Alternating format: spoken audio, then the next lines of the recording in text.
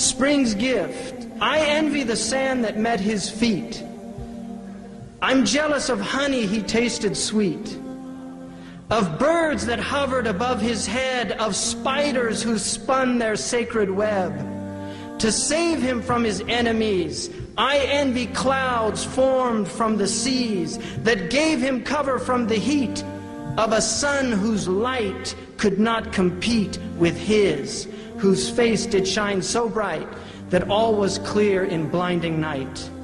I envy sightless trees that gazed upon his form completely dazed, not knowing if the sun had risen, but felt themselves in unison with those who prayed and fasted too, simply because he told them to.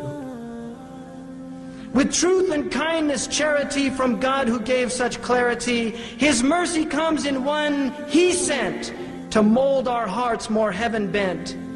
I envy all there at his side who watched the turning of the tide as truth prevailed and falsehood fled and hope restored life to the dead. Women and men through him found grace to seek together God's noble face. I envy the cup that gave him drink, his thoughts that helped us all to think, to be one thought that passed his mind, inspiring him to act so kind. For me, this world is not one jot, if I could simply be a thought, from him to God throughout the ages, as revelation came in stages. I pity all who think it odd to hear him say there is one God, or he was sent by God to men to hone their spirit's acumen.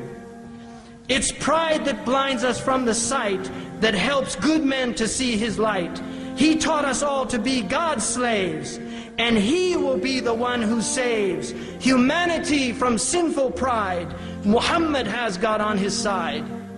So on this day be blessed and sing, for he was born to grace our spring.